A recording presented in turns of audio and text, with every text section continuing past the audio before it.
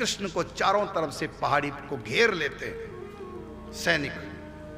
भगवान श्री कृष्ण पहाड़ के ऊपर चढ़ जाते हैं। जरासंध सेनापति को और सेनापति सेना को आज्ञा देते हैं, पहाड़ को चारों तरफ से आग लगा दो, कृष्ण बलराम दोनों जल के मर जाए।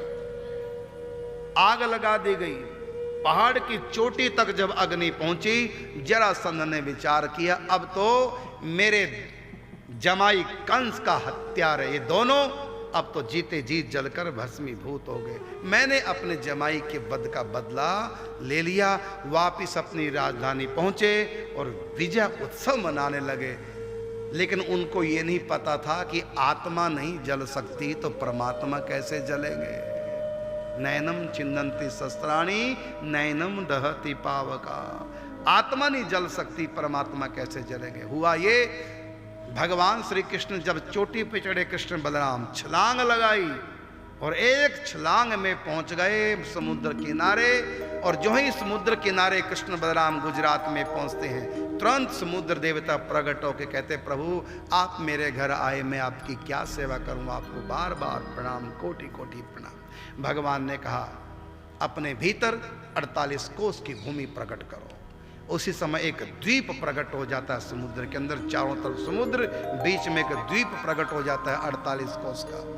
भगवान ने विश्वकर्मा को याद किया। विश्वकर्मा चारों हाथ जोड़े प्रकट हो गए, प्रभु दास के लिए क्या आज्ञा है, आपको मेरा बार बार प्रणाम है, मैं आपकी क्या सेवा करूं, आपने याद किया।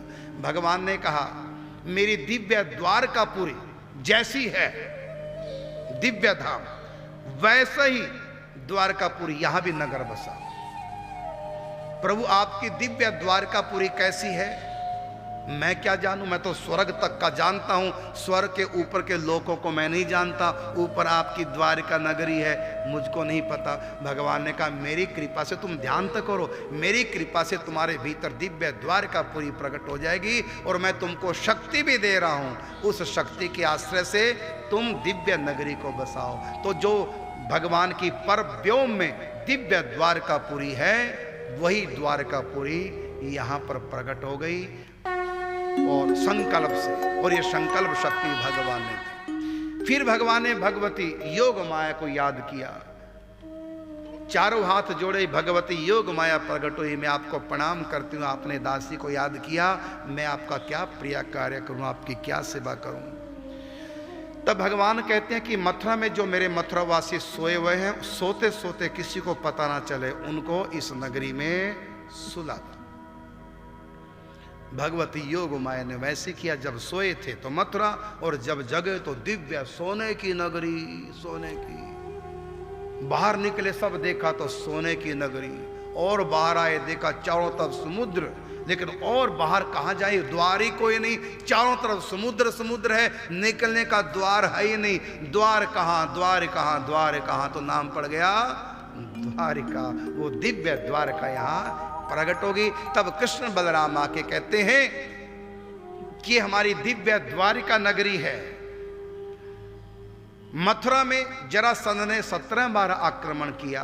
आप लोग सब चिंतित रहते थे, अब चिंता की कोई आवश्यकता नहीं, अब यहाँ कोई आक्रमण नहीं होगा, क्योंकि चारों तरफ समुद्र है और नौकाओं से आक्रमण हो नहीं पाएगा। इसलिए आप लोग निश्चिंत होकर के इस दिव्य नगरी में निवास करो।